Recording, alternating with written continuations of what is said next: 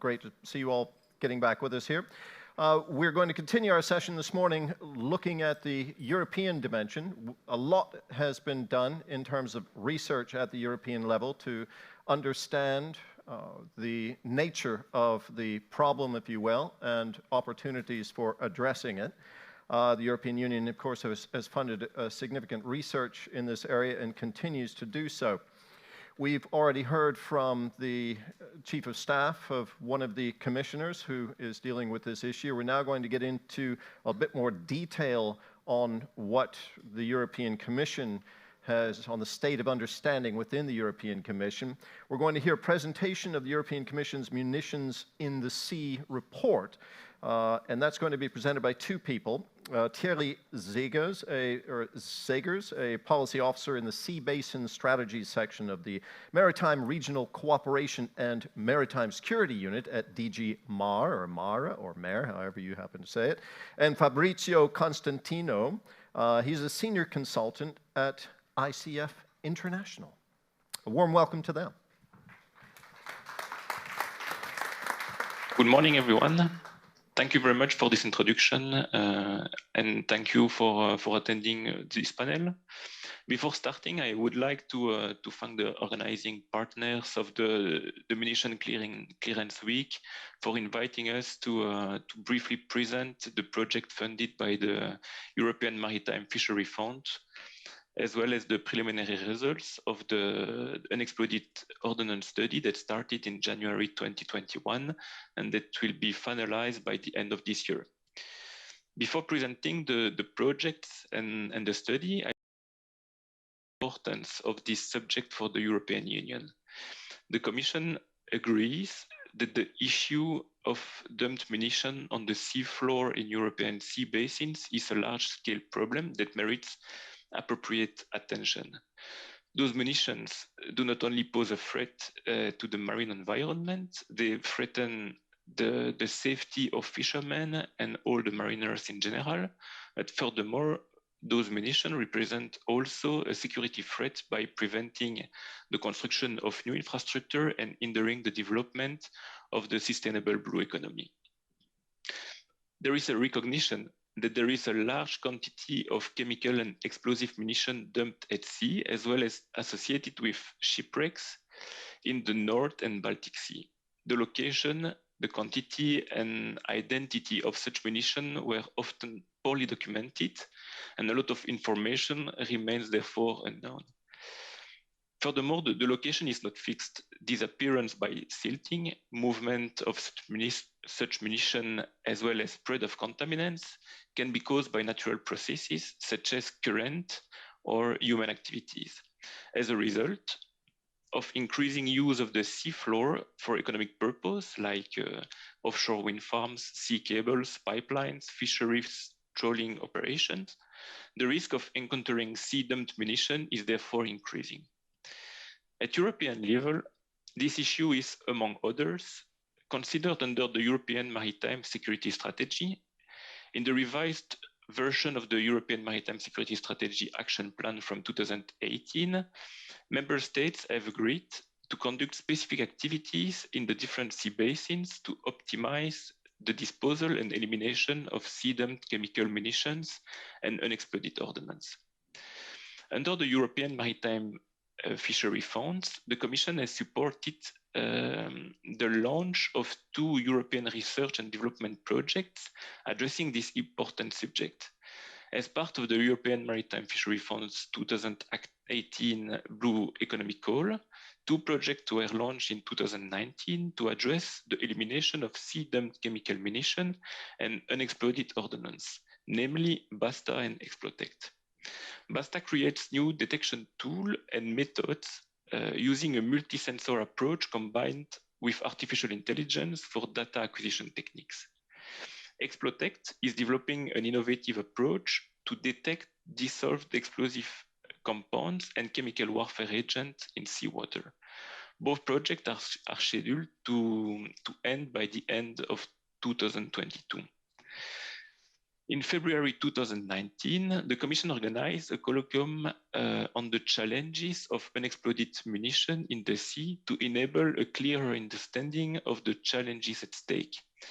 The event, attended by numerous representatives of European institutions, member states authority, industry, and research community, pointed to the need for a stronger cooperation and coordination between EU and member states' public and private bodies to enhance the monitoring of dumped munition and minimize the possible risks for the environment and maritime activities. Building on the results of this event, the Commission launched a call for a study in 2020 to gather and streamline best practices procedures for accidental encounters with dumped munition at sea, also addressing relevant environmental concerns.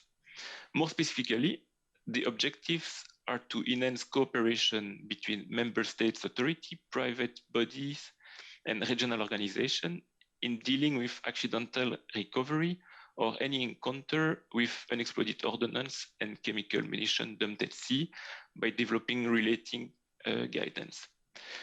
The study will also contribute to improving coordination in the overall monitoring, including monitoring of relevant contaminants and systematic removal of these munitions, including environmental impacts of its removal and disposal to minimize these important hazards to maritime security and the risk related to the maritime environment and its biodiversity. I will pass now the floor to Fabrizio Costantino. He is the senior consultant responsible for the study, and he will present you the preliminary results of the study. Fabrizio, please, the floor is yours. Thank you very much. Thank you, Thierry. Thank you to the organizers of this event that is indeed very important to put in contact people that comes from a different background in order to try, of course, to address this issue that is persistent through the years, over the years, but at the same time, it's very important that it starts to be finally to raise the level of awareness that it really needs to have. I try to share my screen, so I prepared a small presentation to show our study.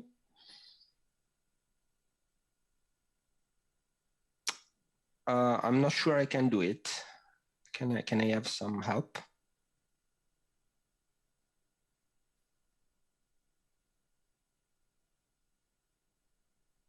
Yes.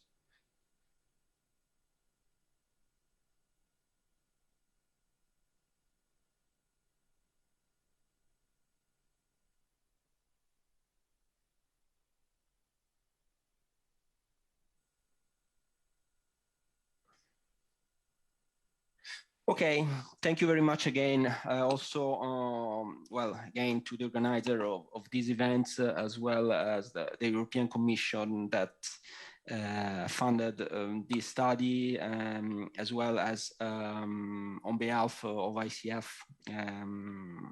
Thank you again for this event. Yeah, as introduced by Thierry, this is a study that tries to merge a different level of knowledge on UXOs, underwater unexploded munition. Today, I will present our research status, including some preliminary findings, preliminary results coming from field work that was quite broad, trying to include all the European sea basins. Yeah, as many of you already had the chance to point out, the issue of dumped munition on the seafloor is a persisting large-scale problem in the European sea basins. Those munitions not only pose a threat to the marine environment, but also to the security of general maritime activities, such as construction of new infrastructure, as fisheries, and hindering coastal tourism. The last years, as I said, already saw an increase of the awareness due to the increased degradation and instability of this type of threats. This issue, among others, was also raised by the EU and its member states in the context of the consultation of the UN General Assembly on its resolution on oceans and the law of the sea. At level of member states, governmental organizations are conducting regularly and on a ad hoc basis dedicated operation to identify, remove, and or neutralize sea-dumped unexploded ordnances. So from one side, we have, I have to say, quite an intensive and an extensive knowledge about the UXO threat, which type of threats, and to a certain extent where these threats in Europe are present. But on the other hand, there is still a type of a need for more work, such as, for example, regarding an overall mapping of which are the different member states' responsibilities, EU member states' responsibilities and mandates in addressing this issue, as well as the cooperation and coordination between national bodies internally and across border. So actually, the lack that these studies try to partially cover, of course, is the lack of knowledge on the approaches used by member states in order to address this problem, which type of approaches is done, but as well as including the authorities that usually are in charge for UXO surveys, identification and neutralization. So I would like to give you a brief overview of the project objectives and the scope. The general objective of the study is to enhance cooperation between member states authorities, private bodies and regional organizations in dealing with accidental recovery or any encounter with unexploded ordnances on chemical munition dumped at sea by developing related guidance. And the second general objective is to contribute to improving coordination in the overall monitoring and systematic removal of this munition, hence minimizing this important challenge to maritime security. The specific objectives are the mapping of existing unexploded munition at sea and the mechanism or approaches to monitor and remove these ordnances. Second specific objective is to map relevant capabilities employed for identification, monitoring, and disposal of sea-dumped unexploded weapons. And the third objective is to identify and assess best practices in dealing with accidental recovery of dumped munition at sea in different maritime communities and in removals with limited impact to marine environment. The last specific objective is to propose a set of common procedures and response model based on the knowledge that we have collected in the previous three objectives to deal with accidental recovery of dumped munition at sea. As you can see, of course, the conceptual scope as well as the geographical scope of the project is quite big.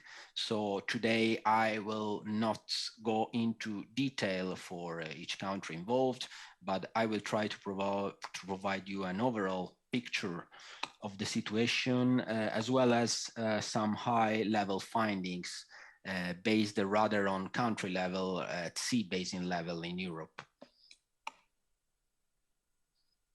So these are a few research questions that were aiming our research connected with the specific objective.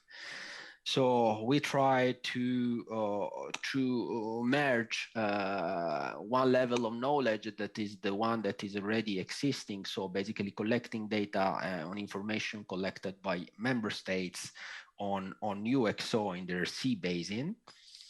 as well as merging a new field of knowledge or possible knowledge that regards the approaches undertaken by member states in order to survey, neutralize, and remove these UXOs.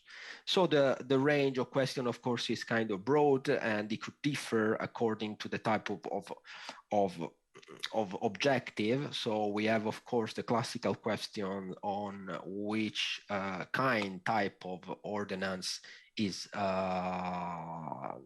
registered, is recorded by authorities, is mapped, which type, to which spatial accuracy, and as well how accurate stakeholders think that member states think that the available documentation is. Otherwise, we try to explore another field that is mostly related to accidental encounters of UXOs. So if there are accidental encounters, and if actually UXO are actually surveyed, or if they are just casually discovered. Another type of dimension is the risk that UXOs could entail. And of course, there is a direct risk that is determined by deflagration of UXOs, so basically explosion, and another type of risk that is environmental, mostly environmental, and it's related to the release of chemical agents in the sea. On the other hand, we tried to explore which are the authorities that are responsible for UXO management, namely prevention, recovery, and response. If there are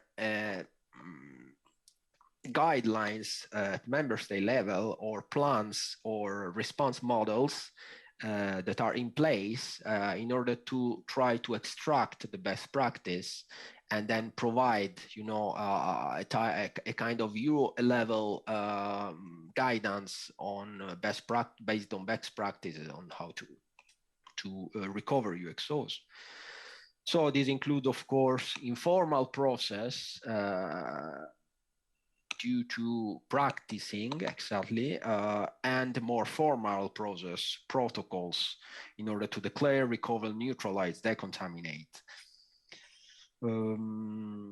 Another type of field regards, like, based on the type of data and knowledge that we had the chance to collect, to see if there are, I say, best practices or specific regulation that could be worth to export to scale to scale it at higher level, at European level.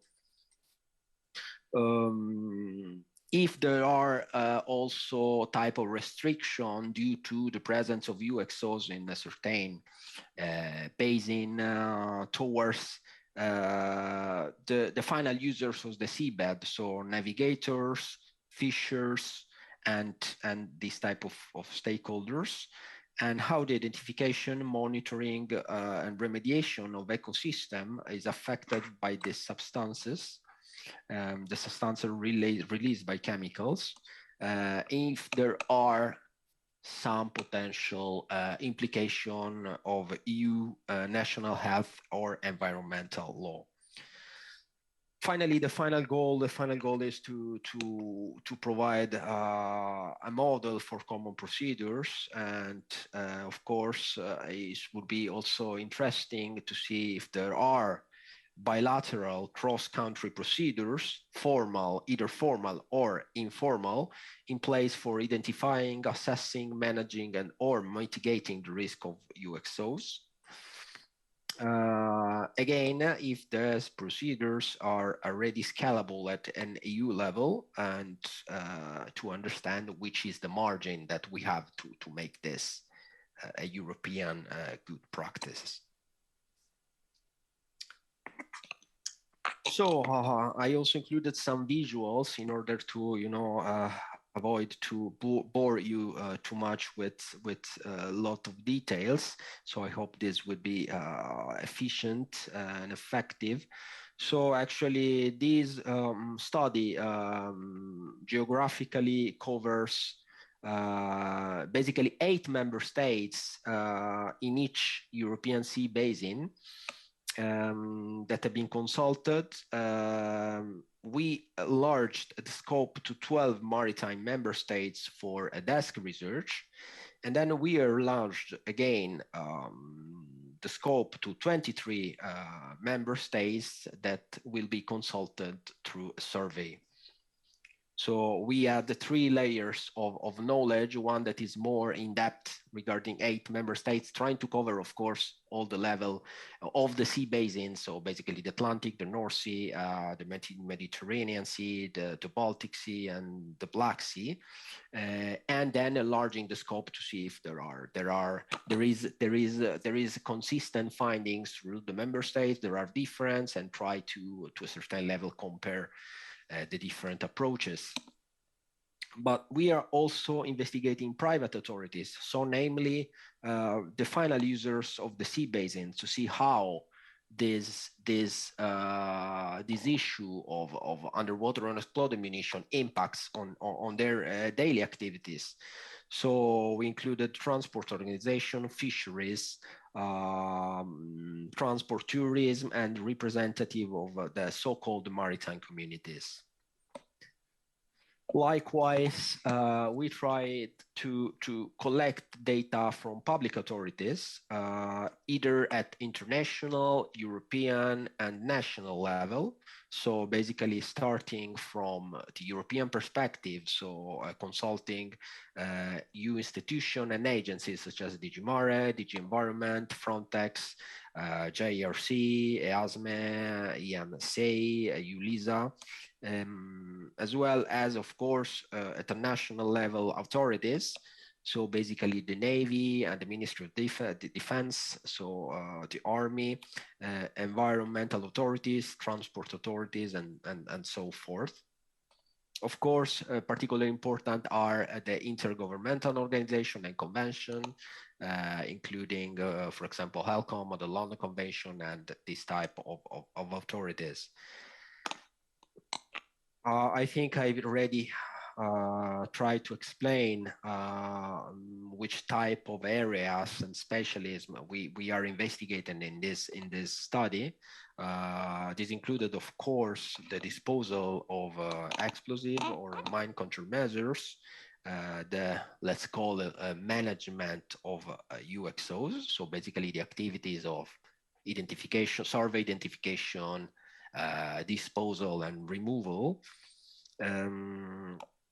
The environmental impacts due to pollution and release of chemical agents during the removal of these ordinances.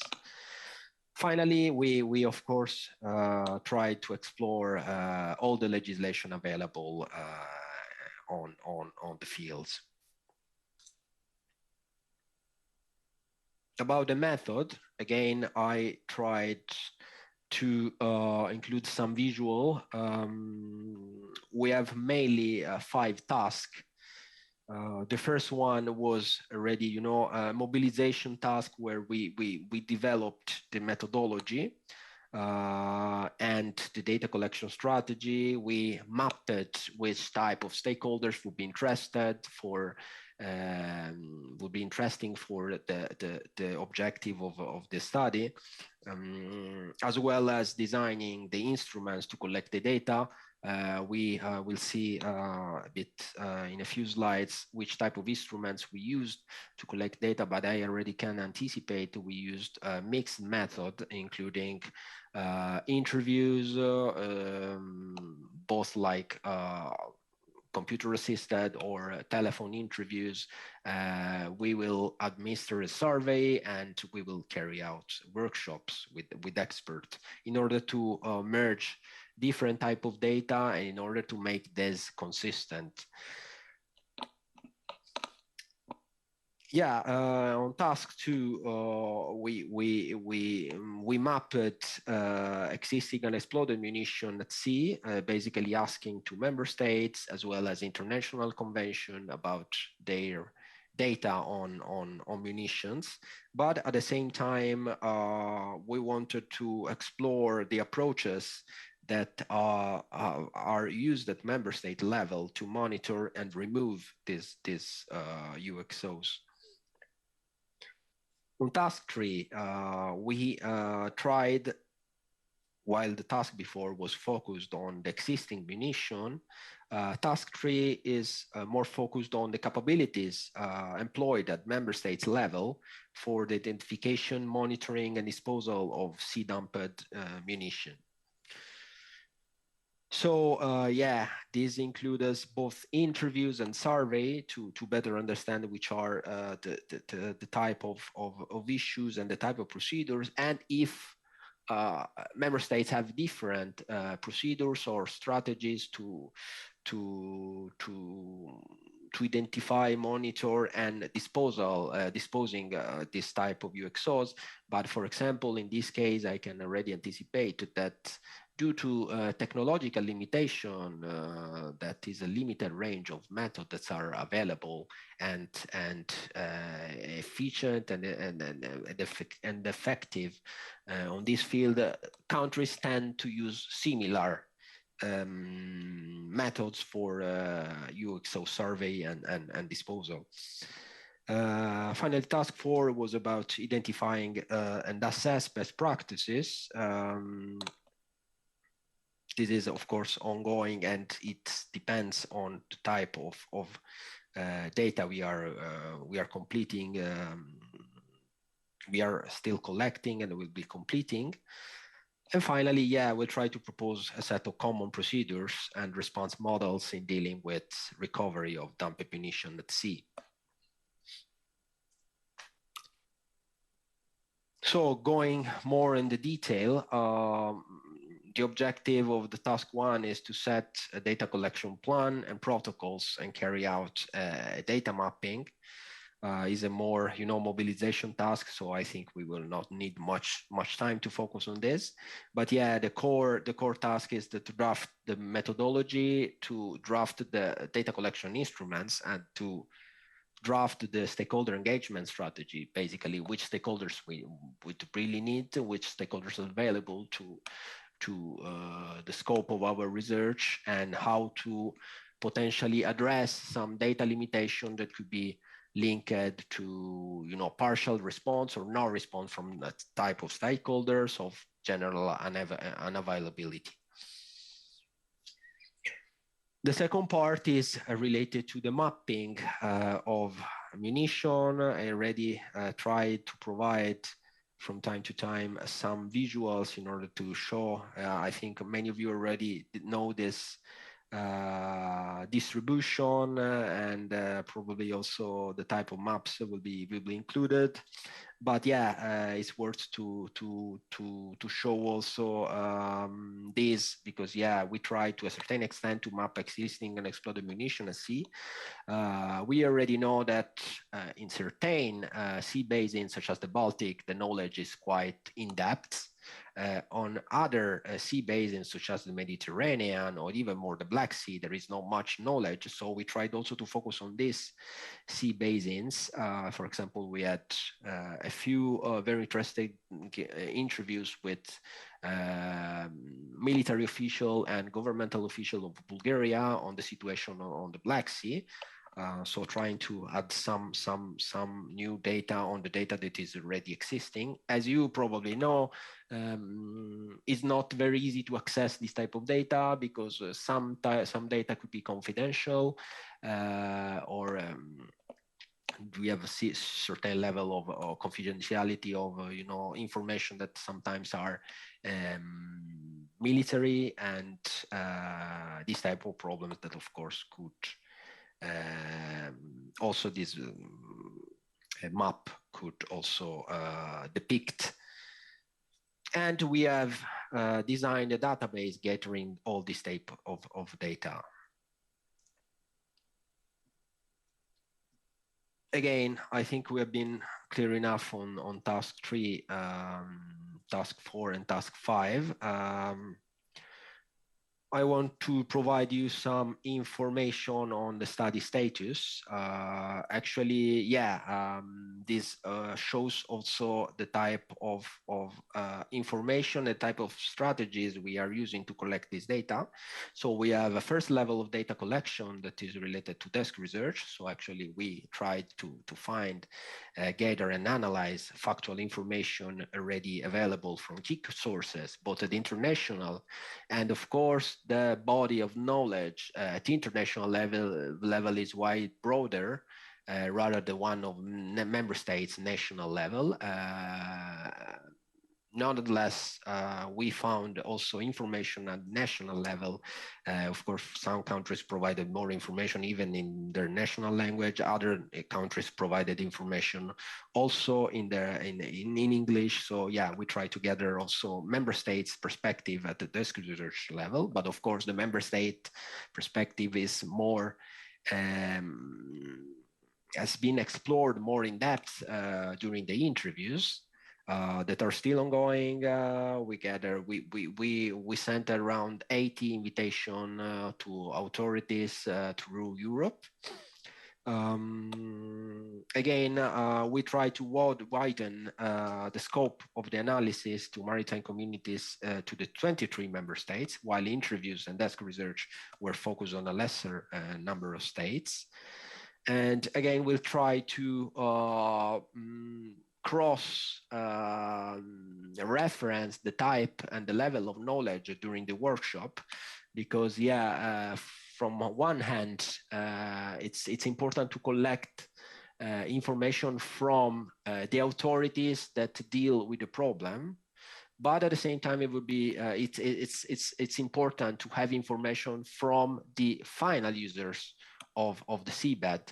And I mean the private sector, civil institution, the one that are not in charge of removing UXOs, but they could be affected by the presence of the UXOs and also involved in accidental encountering of these ordinances. Finally, yeah, we have a database that we are compiling, collecting data from all the above sources. Okay, I think, yeah, at this point it's important to provide you with an overall picture of the key findings. Of course, these findings are at high level because some of them, of course, are confidential, others are ongoing. So, and of course, for a matter of time, I will not try to go into much detail, but rather to offer you an overall perspective of which will be included in the final results of the studies. In terms of capability, we explored the characteristic of an exploded munition at sea at European level. So basically for each sea basin, Atlantic Ocean, Baltic Sea, Black Sea, Mediterranean Sea, and North Sea, we explored the main deposits that are present and the status of these deposits. So basically if which is the level of risk entailed of explosion or of chemical release of these UXOs. And another part are the authorities involved. So who's the problem managers? Who are the problem managers? So that for example, the Army, the Navy, or if there are other actors. For example, one interesting finding of our study is that countries more and more rely on external contractors for the UXO survey and not for the disposal. The disposal still remains a military prerogative. But yeah, for the UXO survey, there is more and more relying on external contractors, just to provide some spot evidence that we could find. Yeah, in each of this sea basin. Moreover, yeah, we try to explore, is a more, scholastic thing, but I think it was necessary to provide a background on our study. We try to explore the key concept of detection, classification, identification, monitoring, and disposal. These are, of course, classical concepts, but yeah, it's also, this study also try to connect this concept to the actual practice at member state level. So actually how member states approach these phases of the UXO management. We explored also more at the technical level which type of capabilities, and these are pretty standard, are available at member state level. So basically, I'm going generic. Of course, there are this type of capabilities are explored in detail. So basically, detector and sensor used for detection, classification, and identification of UXOs, the type of assets. So, for example, vessels or remotely operated and unmanned vehicles. And finally, actors, means and at capacity building level training facilities. These are the standard capabilities. What we tried also to explore, which are the regional or national specificities that are proper of these capabilities. So, for example, if a certain member state has a different way of approaching or different instruments, capabilities from another, for example, neighbor country. And finally, yeah, the environmental risks that are entailed by UXOs in each sea basin, basically. Yeah, here I try to provide you some maps that are already available, but still could give you a picture on the distribution of UXOs, for example, in this case is Germany, as well as the risks that are entailed by the presence of this munition. I'm sure many of you are familiar with these maps, but I think like it was also good to have some visual explanation of the situation. Yeah, some countries have, of course, more accurate reporting against the case of Germany. This is a figure that shows the reported encounters of UXO in German marine waters between 2013 and 2018. Of course, yeah, this is very informative, but is also explanatory to see how high number of UXOs doesn't mean if certain countries has surveyed a higher number, as registered a higher number of UXOs, doesn't mean that countries that register less UXOs have less UXOs in their seabed. So yeah, we have also this type of research bias that, of course, where numbers are higher, at the same time there is more survey activities done within the sea basin, and this is an aspect that we should take into account. This is another type of a visual showing UXO and risk and the type of UXO in the Baltic Seas. And again, yeah, we also found something on the Mediterranean Sea. This is, of course, again, desk research findings that, of course, yeah, as you see, we have different legends and different type of showing these data. So we'll try to uniform this data in a single type of legend.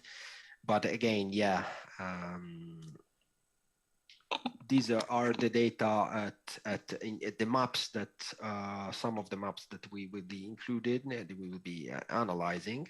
Yeah, at level or preliminary key findings, I think like I can share with you already with some preliminary high-level findings on accidental recovery that, of course, still occur in the EU member states. Although their management is overall efficient, these represent still a structural risk, not only for the type of available technology. For example, there is an increase in the use of artificial intelligence that could be very important in order to increase the accuracy of the survey, but also the disposal of UXOs.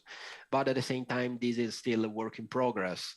Also, machine learning in the future scenarios will have an important role. But yeah, some countries are ready foreseeing this as a potential investment, other countries not. Most UXOs keep intact their blasting power. A few of them are unstable, but still the full blasting of these UXOs is a likely outcome, about 20% of the cases.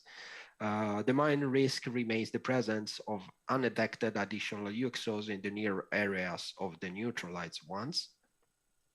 At U level, the explosive threat remains the most direct issue.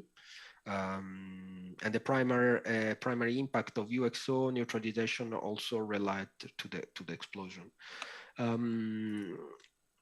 When we say the most direct, it doesn't mean the higher risk. Explosion is the risk of explosion is way more explored rather than, for example, chemical release risk. We have a very interesting research on the environmental implication of presence of UXOs, but at the same time, there is a lack of consensus on the methodology of data collection. According to UXO research, around 20% of identified anthropic chemical contaminants in sea waters are coming from the UXOs, but there is still no shared measure on the quantitative impact on sea life and food chain. In terms of capabilities, one finding is mostly similar authorities are responsible for UXO identification, management, and disposal. Basically are the armed force, so the Navy or the Army, but there is an increased presence of civilian actors that, as I said, are limited to UXO survey and identification. Procedures are mostly unified thanks to frequent multilateral exchange and dedicated NATO activities. However, the certification still have a lack of harmonization. They need to be more harmonized at international level, at European level. Because the primary missions of armed force is the demining in the context of current military operation, the systematic UXO identification and neutralization is still limited. And the current seabed scanning. Thierry Segers, just a quick, absolutely fascinating. You're getting to really the interesting part of your presentation, very much so. But we do need to start our next session promptly in 1 minute and 30 seconds, just to let you know. Yes, I think is the last slide. We have also operational constraints. As you know, the UXOs are more difficult to detect, identify, and neutralize than terrestrial one. We have some problems related to the ownership of the problem that sometimes is a kind of hot potato game, especially in international waters. Is always this kind of exchange between authorities on who's responsible of what. Of course, is handling UXO either in water or back to shore is considered excessively complex, risky for the operators to be attempted on a systematic basis. UXO can be displaced underwater to a better location when the on-site detonation would create excessive harm. And due to diversity of UXO type and condition and frequent mooring route, it is not either practical to use safety containers. For example, deep freeze is not impossible to talk about techniques, but evidently more complex than the one on shore. Okay. Still, we have to say the human risk remain high today. I don't know. I mean, Very good. I will conclude. Yeah. Future scenarios are still persistent, such as member states are investing in the renewal of the mine warfare equipment. But as I said, yeah, it's something that they already covered. Okay. Yeah. Okay, Thierry Segers, thank you so much for that. Just one quick question that has been coming through that many people find that what you're presenting right now extremely interesting, and we're getting questions, people wanting to know whether your databases are publicly available. We are